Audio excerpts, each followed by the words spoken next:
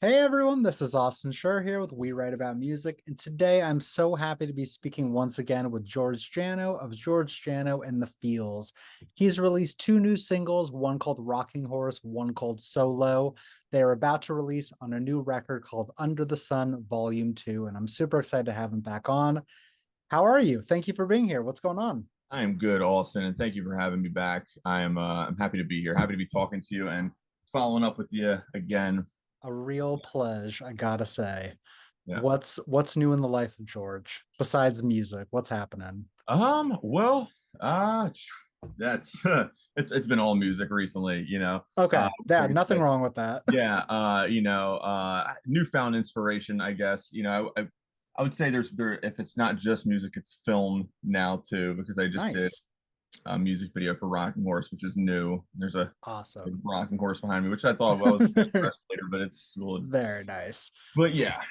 So maybe film. I wish I could say I had more going on than just creative work, but That's that okay. The yeah creative work, for me at least, it kind of fuels my like happiness in a way. I feel like if I'm not being creative and doing things, then I'm not progressing in some way. But obviously, like you've been working hard on this stuff. yeah yeah working hard for sure. Yeah, and it feels good. That's actually I maybe that's it's just starting to set in. Right. Those feelings about it and just the feel good feelings, not like the anxiety of leading up to it and everything. So Yeah. Well, I mean, once everything's out in the world, you kind of feel that reprieve a little bit. And it's like, okay, now the people can enjoy this. They can view what I've been putting so much anxiety into. yeah. Yeah, absolutely. Especially, and just to go back to the music video thing, because I think that's what when that like was, I felt like when that was done, that it just kind of blew my mind a little bit, and it's weird that it would blow my mind, having been a songwriter for so many years, and thinking of like or just getting perspective on when things start as like an idea when you're just sitting on your bed and it was just like an idea while you're like Yeah. staring at the dog, and then it turns to a song. But then when it goes from being an idea into a song into this music video that you didn't like, I didn't know, and I don't know if you've seen it. It's okay if you haven't yet, but it's I just didn't know that it 3 months ago when the tracks were all done.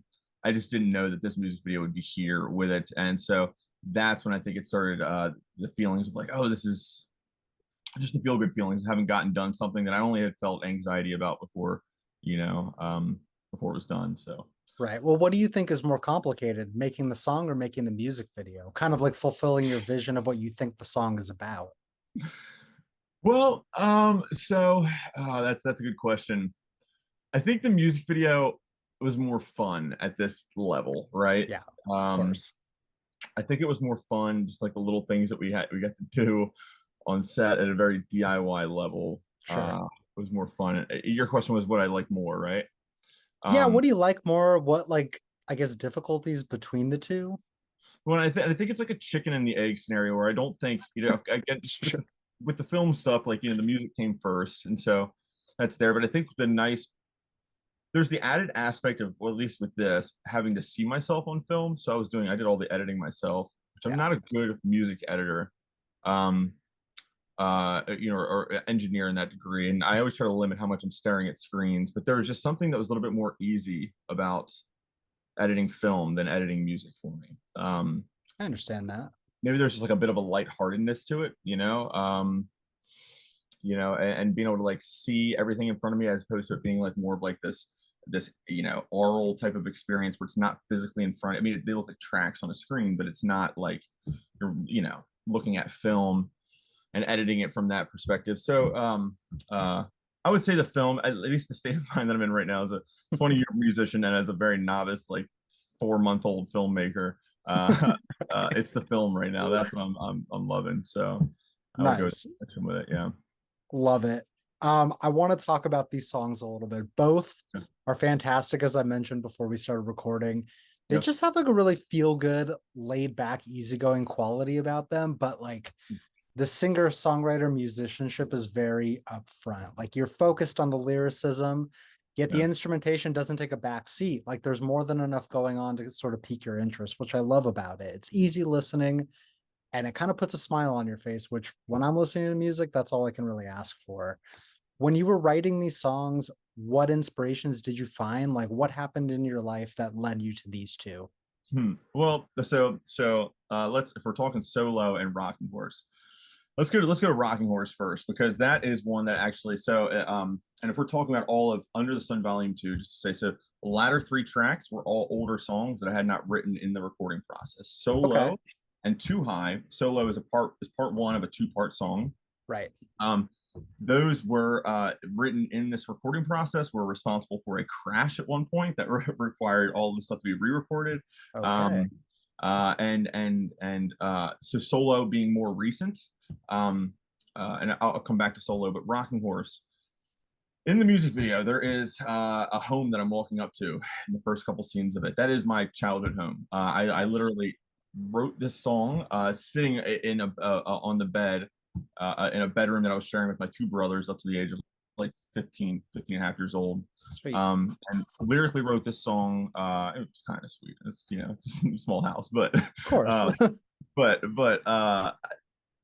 it's special to me to take it back there, and just happening to be in my hometown and everything. But Rocking Horse was a song, and not all songs come out like this lyrically or structurally, and pretty basic and formulaic in the ways of structure. But the way that it came out the first time lyrically was the way that it is to this day.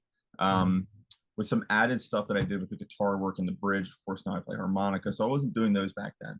But that song is as almost old as as old as my songwriting career. It wasn't my first, but it was definitely before I had five whole songs done. I know it was the first song I ever wrote on that acoustic guitar back there. I had a weird Nice. way to remember those things, um, but it was very, it very much. It's funny because I can still relate to it today, and I love that about. I think the songs that make it to publishing from start to finish are the ones that even when they're done, they kind of stand are a whole as true as I did when I first wrote them. And as Rocking Horse, I mean, as a 35-year-old now, I'm like, how do I relate to a song that I wrote when I was like 15, 16 years old? Um, and there's something about it to me that just feels timeless, and we're always everybody, and we always are constantly growing older, but um, something about it seemed timeless, and it being true to its time that it was written, and I think there's no shame in it either. I think as songwriters we have, or in the shame in releasing a song that's that old, Yeah. because it never got its due publishing or place on any kind of, it's not on, wasn't on streaming service before that. That being Well, said, first time I ever if you don't debuted. mind me asking, just real quick, is there a reason why it didn't make volume one? Well, because thematically, we talked about this, like the themes of Volume One and Volume Two, and actually, I think Got it. "Rocking Horse" more so than anything is the third song on Volume Two is the defining song of Volume Two, which is the Wow. coming of age, the theme of Yeah. it. So, even though Solo, you might not, Solo is kind of more of a transitional song, coming from the last song of Volume One, which kind of put a cap on the whole like heartbreak, love, loss type of theme. Yeah. Um, and led us into what is more of like the coming of age volume, which is volume two. So that's why Rocking Horse is on this one. Um, yeah, and also I just guess it wasn't the right time for it. Sure. Now Solo speaks Sorry to to hear. it's funny because I was raised on the blues, and that's what I was learned from growing up very early on, and have always wanted to be a blues artist. I don't think that I could arguably say I was a blues artist until the release of Solo. Sure. Um, and even then, it's not your traditional blues song per se. And even so, as much as I try to sit in my feels, and you would think blues would come out sad. I was raised on like blues artists that, regardless of how sad the content of their songs might have been, they came out happy. Art players like BB King and Buddy Guy, where it's like they have happy blues songs. Content wise, it's blues poetically, Right. and so I'm singing in this song about being so low, and yet it's very major blues, major key blues. And but lyrically, that song came from a place of being rock bottom, and some of my favorite lines are in that song that I've ever written. The title line of this song, or this entire series of EPs, Under the Sun, where I say there's nothing new coming out of the blue, and nowhere to run down here under the sun. Um, that I literally drove on the I wrote on the way or came into my mind on the way to the studio to like record the boot vocals to these, Nice. which I'm not proud of, right? That's like ADHD brain, just like waiting till the I last minute. I think that's kind of normal though. I mean, sure, Yeah. ADHD brain for sure, but I think kind of just like hyping yourself up to get into the studio, you're like your brain floods and you're Yeah. like, oh God, this has to be perfect. And then yeah, you make little last minute adjustments and look, they make the cut. Yeah. Yeah. And solo came from in the last couple of years. It's funny, I went back and watched our last recording, right? Sure. And um just gauging where I was like, oh, when was this released? Where was I in the state of It's mind? been like what, like 2 years three close? 3 years, which I'll Three comment on years? that. Well, just Jeez. about 3 years. It was, yeah, Oh no, my two goodness. and a half. You're right. Which is funny. We made a you had said something in our last episode where you were like, well, hopefully it's not another 3 years until you release something too. And I was like, oh God. Sounds like something I would say. Yeah. Wow. But we're here regardless. But I was saying that, just the state of mind and Yeah. that I was in. But yeah, I think Solo was a song that was always on its way. And it just came from a place of being low, as low as could be, rock bottom, feeling like, I have this line in there that uh, I'm drawing a blank on it right now, but it's about how people are it's not raining, the sky is not falling, but it's the stones that were thrown at the sky by those who never made it or made it out Sure. alive, and that's very much a hint to or a nod to this experience of being a songwriter, being in my Right. 30s, and for what it's worth, having made it or made not made it, feelings of made it, and stuff like that is just it's just a nod to those that time and place that I'm in right now, I would say. Um, but I'm on the up and up. I'm feeling good, Like I said, I'm feeling Good. good for release and everything. But that's where that song came from, more so. Nice. For me, Solo is undeniably catchy. Like I listen to it, by the end of it, I'm humming along. By the second or third listen, I'm singing along. I want to know from like a songwriter's perspective, how do you go about the balance of creating something catchy all the while trying to get your message across? Because some things rhyme, some things, you have to adjust the tempo, whatever it is. Hmm. How do you kind of marry the two to make like one exceptional song? Hmm. That's a good question. Um, I've always kind of like, yeah, that's a good question because when you start to get into it, it's different with each song. I Yeah, think one of my favorite songwriters, Jack Johnson. If you go deep into nice. this stuff, it kind of demands a little bit of a higher reading level. You know what I mean? Yeah, Like it goes into 100%. Yeah. lyrically and everything like that, but it's still very, very catchy and melodic. And he has a way of kind of like you let down your guard in the ways so that you can let the bigger thoughts in, Yeah, and that they kind of stay there. And I've always kind of tried to use songs as a vehicle, and not from a pretentious standpoint. I think it's just I understand that. Yeah. use the vocabulary you have or what comes out of you, but using it as a vehicle. And so to think about how the two get married, um, is a really good question because I think that's to even kind of pick that apart. There's like the magic that's I'm almost weary to the or wary to want to pick that apart because I don't know entirely how it sometimes they come together. Yeah. But the melody, the da da da da da da Hmm. da da da da, that surely came first and came with that chord progression, and everything. And that's I think the verses with solo particularly, the choruses, the hooks are it's very few words, right? Yeah. So I kind of make it easy for me to follow that melody with a very limited amount of words that are very vowel driven. That makes sense. But the bigger words, the bigger phrases, the wordier stuff is happening in the verses. Um, you know, and so yeah, I think that if that it's I kind of like No, let no, them no. That's a great come answer to me. because like I feel like you obviously you have the control over how everything turns out. But I also do kind of feel that there's like this outside magic or there's like this outside force that comes through where it's just like you don't know how it's happening, but it's happening and the song finds itself and there's not necessarily an answer for it. It just kind of happens at the end. Yeah, absolutely. Yeah, yeah, it's yeah. I try more as much as possible and not pick it apart. I know you're a musician as well, and I don't know if you've gotten out of it. I've tried to like. It's the hardest for me when I'm in the recording process is to go to a live show and not pick it apart in my brain, and like Sure. I want to be a student to all of this, to the whole experience of music, and every time I I'm agree. digesting it. But sometimes you just got to let it, you know, let what you're consuming kind of consume you a little bit. You know what I mean? And I not agree. out I of it. also think, I mean, one, you're your harshest critic, but at the same time, no one has heard that song more times than you have. You've listened to it hundreds of times through Yeah, recording, through demos, through whatever it is.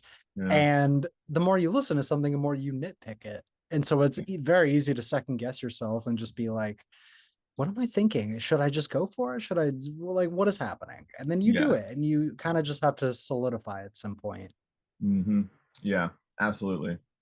Absolutely. Yeah. I Um, think this time around, so what's different between volume one and volume two? We were talking about a lot of production stuff in the last. I didn't have a producer for volume one and volume two. When I brought on a producer for it, now the last studio I had it at, the studio where volume one was at, had a fire that happened. This is during oh, shit. and I got all my I can't remember what they call it. I basically got all my files, everything that I would normally not Yeah. keep on me that I should have been kept keeping on the whole time, all my project files and everything. And I basically moved it to another studio and brought on a producer named Evan Kornblum.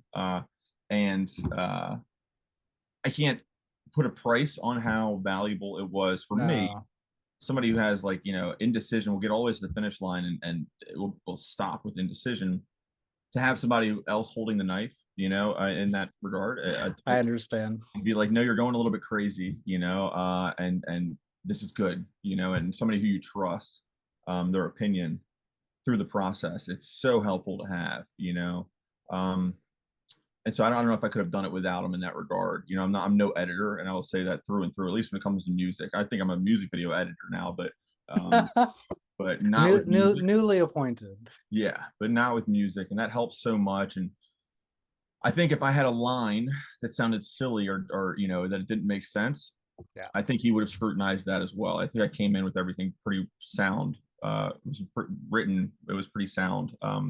sure. But there were things that were sorely scrutinized, things that we chopped up. Songs that were too long. I mean, "Go On Conductor," the last song on the EP, was a 7-minute song when I first brought it into him. So, Jeez. um, I mean, yeah, that's important, obviously, on the production end and kind of just in the studio. You need someone that's going to tell you no. You need to not be surrounded by yes men that just want to get through the day or just want to appease you or be your friend. Obviously, like friendship is a baseline thing. There's a lot of trust that you have in a producer. But if they can't open and honestly tell you that something is wrong, then it's not the right fit. yeah, Simple as that. yeah, yeah. And Um, you need like a healthy, like I'm not going to throw shade on it because I know that it was name dropped in the last. There's just a big difference with how that my interactions with having a producer now and having somebody who was an engineer but kind of absorb or yeah, assumed the position of that. And that's something that's just undeniably priceless is having somebody who's as motivated to work on your work as you are. And I think in exactly. this, It's hard to find. yeah, and not only They that, but really have to care. yeah, and you'll have people that will sell you that they're they like your stuff, Yeah, and want to work on your project. Really, they just want your money, yeah, and that you run into that a lot. And I think it's good to kind of find somebody who matches your energy, who not only you trust to give you a no, but somebody who you know just meet you in the middle with energy and about how you feel about your stuff. absolutely. Because when you're not motivated to make your stuff anymore, you really want the other person to kind of be there to help you get it across the finish line. So Yeah, yeah, I fully totally. agree. As of now, there's two singles that are out and there's three that aren't. Is there one of those three that you're most excited for people to hear?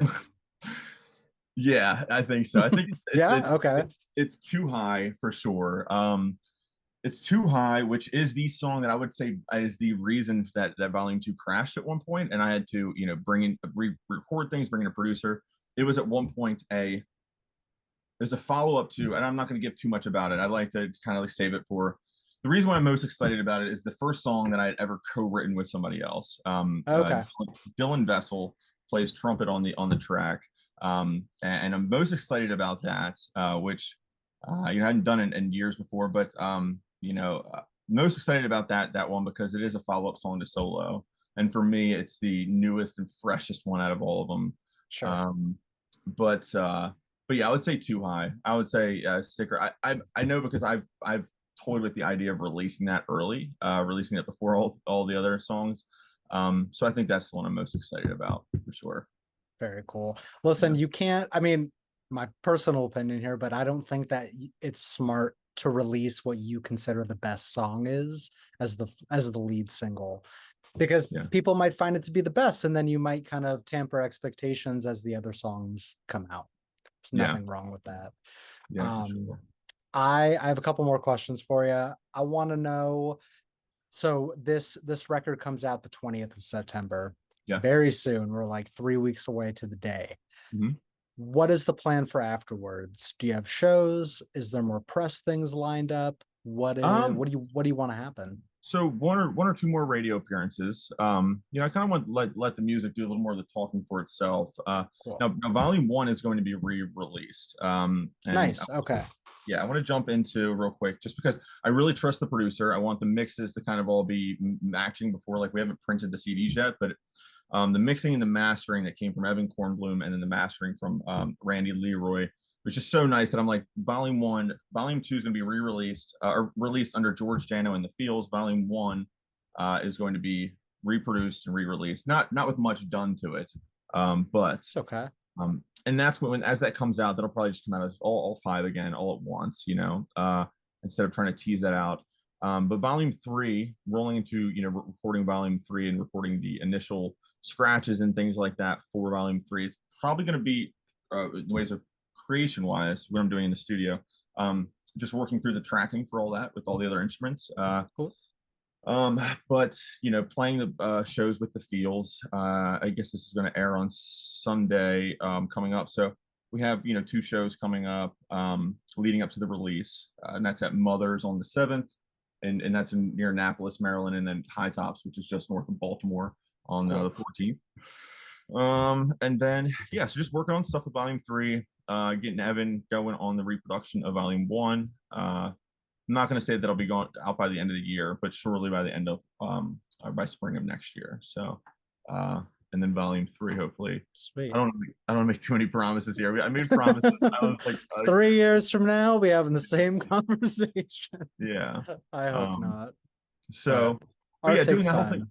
pushing the music video. That's the thing. That's a new one for me, There you right? go. Pushing the music video and seeing where um, that can take me in the ways of just pushing that online or that visual medium Right. for it.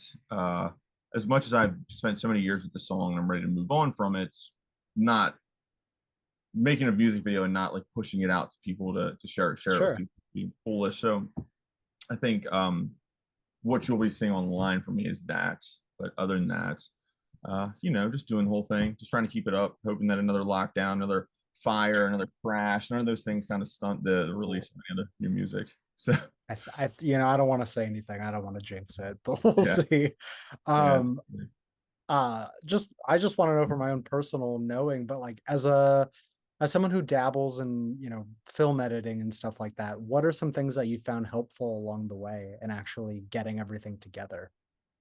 Well, so I used iMovie and stuff like that, right? I think Okay. Yeah, yeah.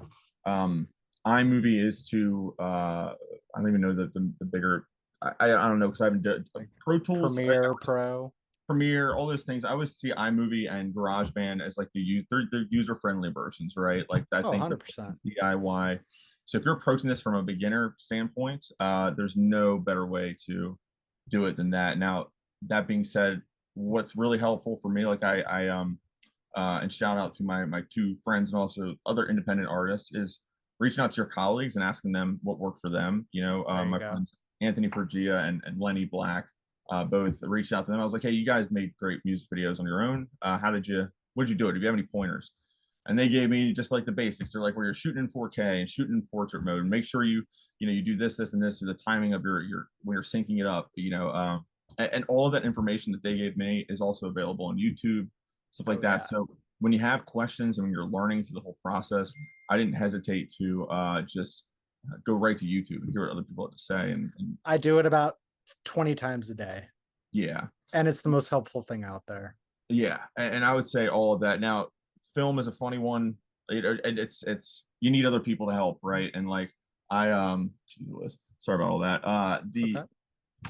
It's a funny one because you can't not do it with other people. There's no way Right. around it. You can try to do it by yourself, but ultimately, it's something you need other people to do. And so that too is just trying not to do it on your own. You know what I Yeah. mean? Knowing that there's no way you can do as much as you can yourself with film, but you will ultimately need other people if you're talking about a finished product. You know, an idea coming all the ways to fruition. So I would say that entirely. So, um, Nice. but yeah, yeah, man. Cool.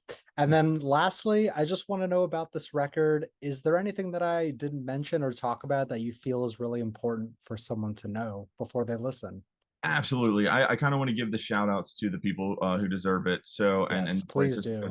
where I was without, this record wouldn't have been done without it. And so first and foremost, Evan Kornblum, the producer on the record, he's very talented, definitely one of the best in the Baltimore, Maryland area, and surely my favorite.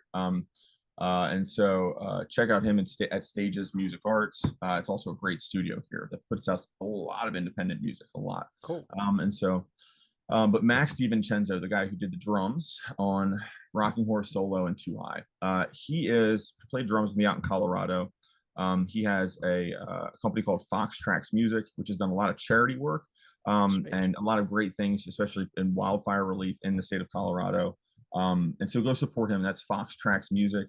Check him out. But he also has a thing called the Indie Recording Academy, which is a great resource for all things that, at this independent, at the independent level and recording. And so, not a producer on the record, but surely a producer of his own. You know what I mean? Yeah, Was great to have him on in that regard. And so I can't speak highly enough about Max DiVincenzo, sweet. Fox Tracks, and the Indie Recording Academy. And then Dylan, of course, with the writing on Too High. But other than that, I got no shout outs. Dude, I I'll want to shout get you out for putting the work in. thank you, man. I appreciate that. You're I want to get I welcome. want to give props to you as well. I think if I could just and I haven't got a chance Yeah, to talk too much about it, but there's not tons of media outlets like yourself that are doing what you do, and I think it's so valuable in a world where 95% that's a rough estimate, 95%, let's say it is, of all music that's coming out today is independent music, and a true. lot of old gatekeeper types, that wouldn't say a nice word about you if you paid them, so much for puff or all these other things. And I think to have a profession to that is in the practice of words of affirmation, saying nice things, giving positive reviews. I know for a fact that if you don't turn down people whose music isn't good enough unless you give like kind of like a consultation to them as to how they can be better and things like that. And I think that there's just so much value in what you do, and I I just want to really give. appreciate that. Yeah, Thank man, you. absolutely. You deserve some love back for sure. And so You have no idea, man. I don't hear that enough, but I really yeah, appreciate you for saying that. absolutely. Um, Listen, George, as always, this was a pleasure getting to talk. Yeah. I've listened to the rest of the song, so I know what to expect, but I want to plug your music for everyone out there. So if you didn't know, I'm speaking with George Jano. The band is called George Jano and the Fields. The record is called Under the Sun Volume 2. It's out on September 20th, but the two singles are out now. We will have the links in our article so you can listen, share, follow along, stay tuned for more, check out the music video, just the entire Georgiaverse. You can just you can just enjoy it all. And truly, I want to thank you so much. It really means a lot. Yeah, man. Thank you. It's good seeing you You're again. very welcome. You too. I hope you have an amazing rest of your day. Hope to Yeah, speak you too, soon. brother. All right, man. Take All care. right. See ya. See Bye. you.